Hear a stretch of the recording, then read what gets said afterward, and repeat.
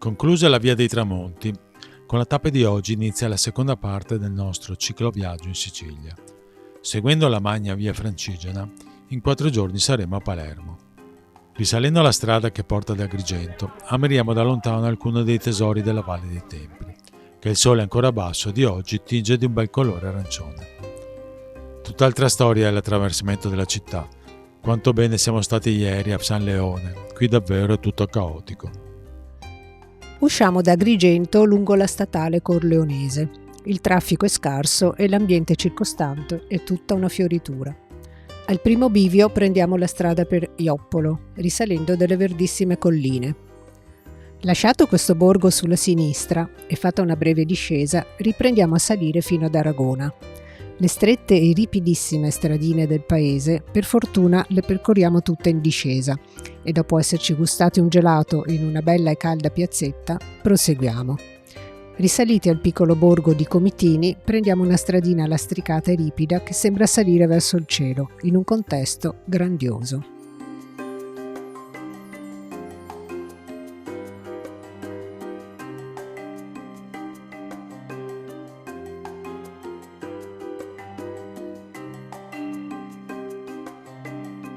Scendendo verso Grotte, il prossimo paese, il paesaggio non cambia, ma dopo una curva cattura subito l'attenzione la Petra Cala Tonsuderi. Quest'isolato spuntone roccioso risulta essere stato abitato fin dalla preistoria. Poco dopo attraversiamo Grotte ed infine entriamo a Raccalmuto, il paese di Leonardo Sciascia, dove passeremo la notte.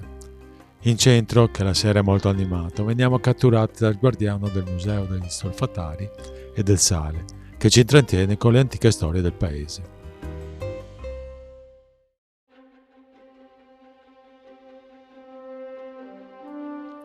Quando abbiamo deciso di intraprendere questo viaggio, sapevamo che questa parte della Sicilia poteva riservarci delle sorprese. Dobbiamo dire che così è stato. Già ieri si era intuito, ma oggi ne abbiamo avuto la conferma. L'entroterra siciliano valeva il viaggio almeno quanto la costa. Partiamo da Raccalmuto in una bella mattinata primaverile. C'è una temperatura piacevole e il sole illumina tutto di una luce fantastica.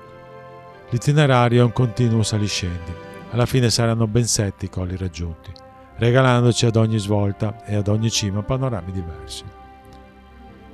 Il fondo spesso sterrato, a volte è difficile e faticoso, ma ovunque volgiamo lo sguardo è tutto bello, dalle fioriture lungo la strada e nei campi, ai panorami verso cime e borghi lontani, dalle valli verdissime e completamente disabitate a crinali dove sembra di pedalare in cielo.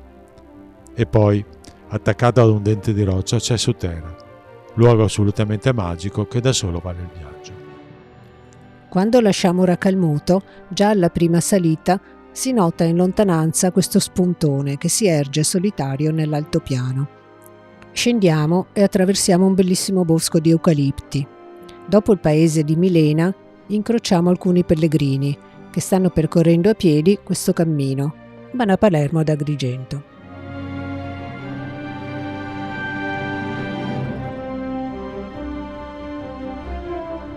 Ad ogni svolta la roccia di Sutera è più vicina. Si cominciano a delineare i profili delle case, finché, quasi inaspettatamente, appare il cartello del paese.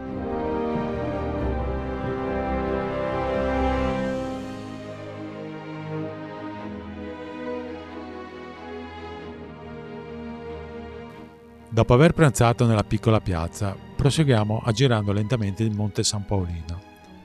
Ne facciamo quasi il periplo completo e poi puntiamo verso nord, lungo un crinale meraviglioso.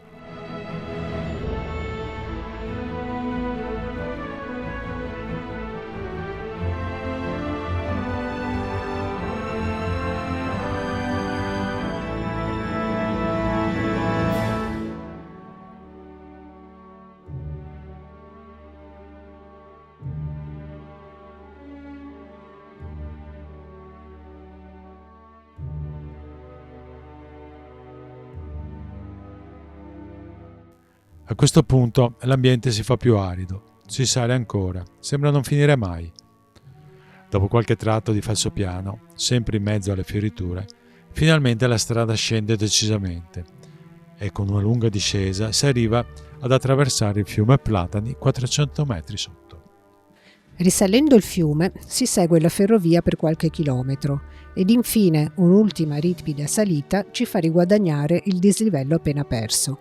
Entriamo a San Giovanni Gemini in cerca di una birra. Oggi il caldo si è fatto sentire.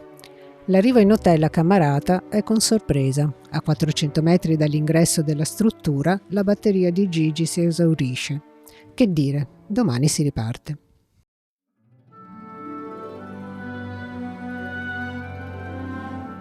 Anche oggi tocca una tappa lunga ed impegnativa nel cuore della Sicilia.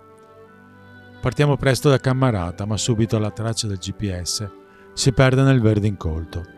Per cui, girate le bici, torniamo sui nostri passi e prendiamo una piacevole provinciale. La strada percorre una dorsale, così lo sguardo può spaziare sui panorami immensi. Anche di qua però, ad un certo punto ci tocca proseguire a piedi. L'erba è troppo alta e non c'è traccia di sentiero. Lo ritroviamo, ma una bella catena bassa e tesa ci mette alla prova. Comunque, a parte qualche piccolo imprevisto, si procede senza problemi. Le salite non mancano e l'ambiente è, se possibile, ancora più selvaggio di ieri. In quasi 60 chilometri oggi incontreremo solo 2 paesi e i saliscendi ci porteranno a superare per 4 volte i 900 metri di quota. Dopo una lunga discesa, torniamo ad attraversare il fiume Platani e lungo una bella provinciale risaliamo verso Castronovo di Sicilia. Oggi è domenica e la strada è frequentata anche da alcuni ciclisti. Passiamo per il centro sperando di trovare qualcosa da comprare per il pranzo, ma la visita è infruttuosa e quindi, senza cibo, puntiamo al prossimo paese sperando ci vada meglio.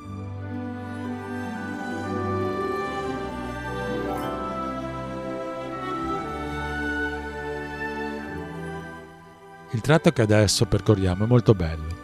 Si alternano pendii di spoglia e boschi bellissimi. In lontananza appare un piccolo borgo abbandonato.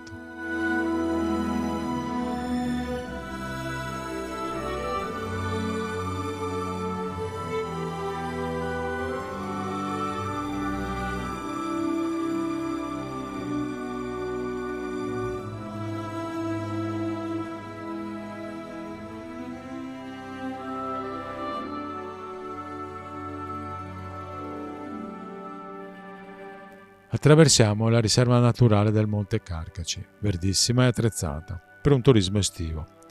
Purtroppo la siccità ha asciugato completamente il laghetto. Uscendo dal bosco della riserva, da lontano ci compare i Prizzi. Qui la nostra ricerca di cibo va molto meglio e pranziamo al tavolo di un ristorante con un buon piatto di pasta alla norma.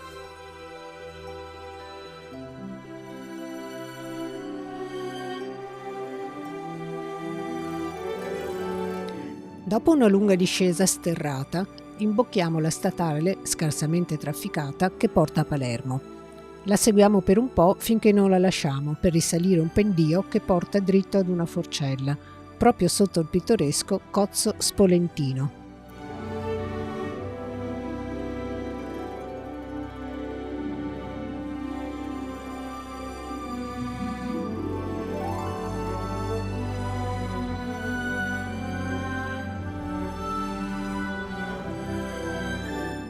Scesi dalla forcella, Corleone dovrebbe essere dietro l'angolo, ma non compare. Il GPS dice che manca 1 chilometro, ma ancora non si vede. Ad un certo punto arriviamo sul ciglio di un dirupo e proprio sotto di noi, circondato dalle rocce, appare il borgo antico di Corleone.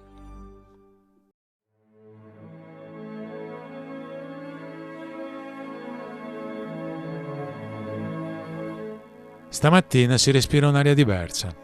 La fine del nostro cicloviaggio è ormai prossima e questa sera saremo a Palermo, da dove tutto è cominciato 2 settimane fa. Usciti da Corleone ci troviamo subito immersi nel verde e nel giallo. Il cielo purtroppo è coperto e spina un vento feroce.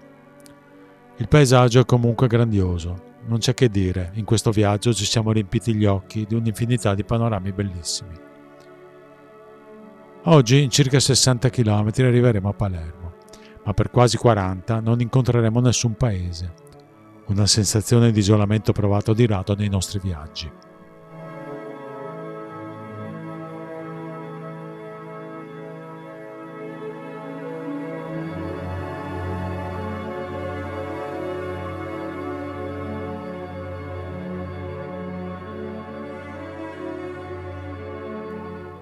Per i primi 20 km si susseguono alcuni saliscendi sempre in mezzo al verde. Di fronte a noi la Rocca Busambra, con i suoi 1616 metri di altitudine, domina il paesaggio. Dopo averne abbandonato definitivamente la vista, incrociamo il santuario della Santissima Maria del Rosario di Tagliavia, eretto nel XVIII secolo. Dopo il santuario inizia un lungo tratto di salita su asfalto che ci porta fino a quasi 900 metri di quota.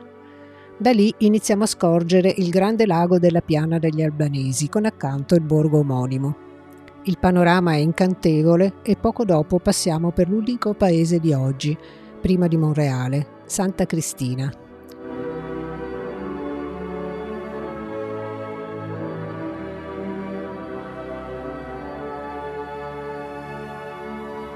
Il pendio che sale da questo paese è immerso nel giallo delle fioriture, mentre appena scolliniamo ci troviamo circondati da moltissimi profumati ciclamini. Il breve tratto del sentiero successivo è il più difficile della giornata, ma dura poco ed infine bocchiamo la provinciale che ci conduce a Monreale. La risalita in centro è l'ultima fatica di oggi, ma è ampiamente ripagata dalla visione del Duomo, uno dei capolavori del Medioevo. Ormai dobbiamo solo scendere a Palermo e, incredibilmente, prima di partire, prendiamo le uniche 2 gocce di pioggia dell'intero viaggio.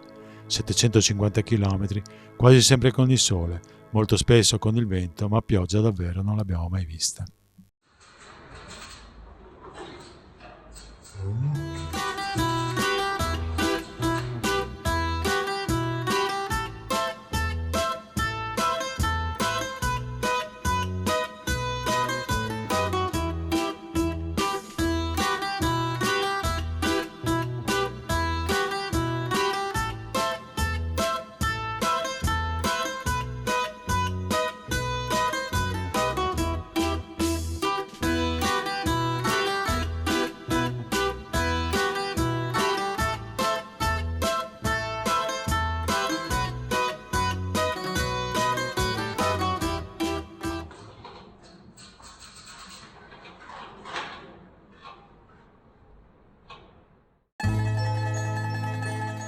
Stamattina partiamo per la vera ultima tappa di questo viaggio.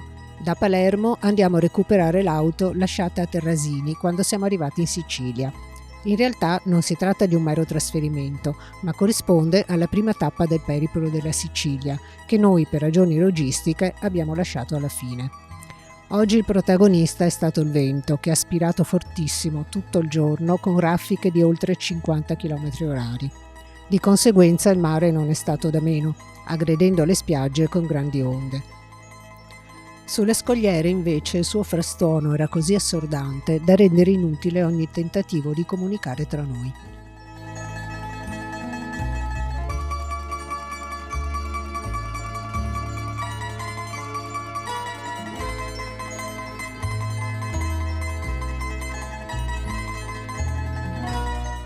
Comunque questo viaggio è stato davvero memorabile, spesso faticoso, ogni tanto difficile, ma in ognuna delle 14 tappe ci ha regalato panorami incomparabili. L'idea di chiudere parte del Giro della Sicilia con l'attraversamento del suo interno lungo la magna via Francigena è stata vincente. In queste 2 settimane possiamo dire di aver attraversato tanti degli innumerevoli ambienti di cui quest'isola è ricca.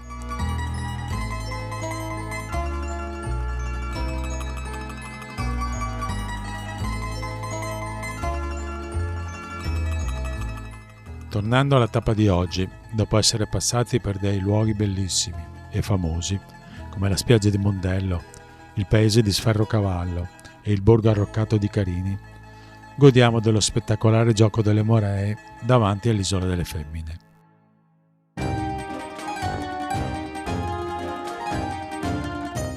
Il viaggio si conclude a Terrasini, con la vista della sagoma solitaria della Torre di Mulinazzo, che ci accompagna nelle ultime pedalate di questo splendido viaggio in Sicilia.